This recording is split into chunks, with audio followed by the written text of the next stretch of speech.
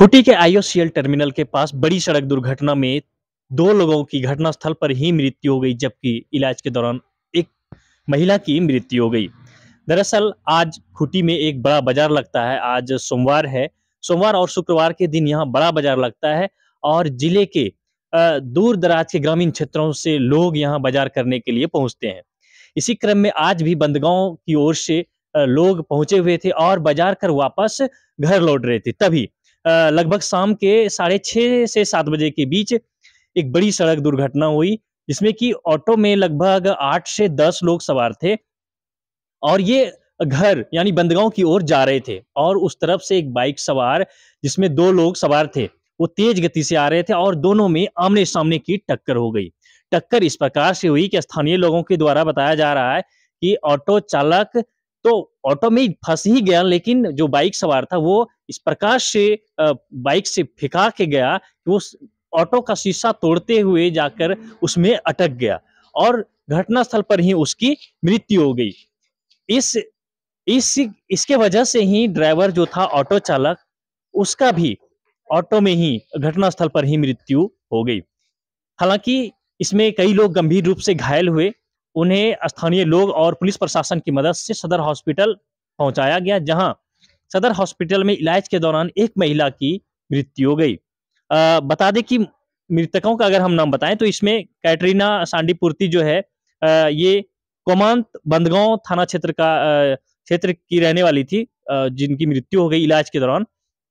और गुलशन, हालाँकि टाइटल्स अभी जो है स्पष्ट रूप से पता नहीं चल पा रहा है, नाम कहीं से जिस प्रकार से जानकारी हो रही है, नाम सामने आया है और ये बेड़ो तरफ का रहने वाला था, जो बाइक सवार था, उसकी भी घटनास्थल पर ही मृत्यु हो गई थी।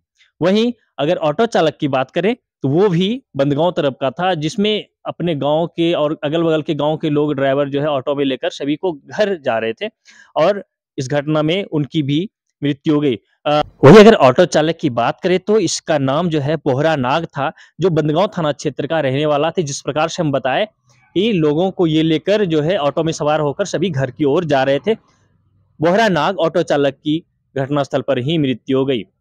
हालाँकि पुलिस प्रशासन की टीम पहुँची हुई है और जो जितने घायल हैं सभी का यहाँ सदर हॉस्पिटल में इलाज करवा रहे हैं और जो मृतक जिनका पता नहीं चल पाया अभी स्पष्ट रूप से, इसी में से जैसे हम अभी बताए गुलशन, इसका अता पता नहीं चल पा रहा है, जिस प्रकार लोगों या उसके एक अनुमानित पहचान लगाया गया कि उसमें जो कुछ जानकारी थी, थोड़ा जानकारी था, तो उससे ये पता चला कि वो बेड़ो तरफ का रहने वाला था।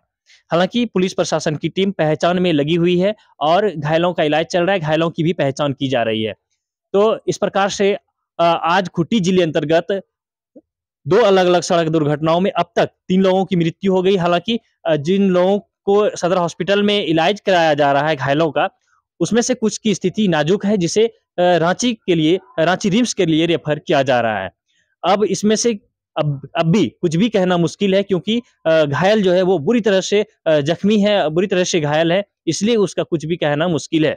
इसके पहले जिस प्रकार से सैको थाना क्षेत्र में भी आज एक मामला जो सामने निकल कर आया था कि अवैध तरीके से लकड़ी का जो कारोबारी है, वो उसका ट्रक गाँव से होकर गुजर रहा था लकड़ी लेकर और गाँव की अखड़ा में जो है लोग ढोल नगाड़े बजाकर और पर्व मना रहे थे, नाच गा रहे थे और उस बीच से होकर ट्रक गुजरी, जिसमें कि एक व्यक्ति की ट्रक से रौंद देने से उसकी मृत्यु हो गई थी। तो कुल मिलाकर आज खूंटी जिले अंतर्गत अलग-अलग सड़क दुर्घटनाओं में कुल 4 लोगों की मृत्यु अब तक हो चुकी है। अब भी कुछ भी कहना मुश्किल है, क्योंकि कई लोग गंभीर रूप से घायल भी है। तो जुड़े रहिए हमारे साथ और देखते रहिए झारखंड टुडे।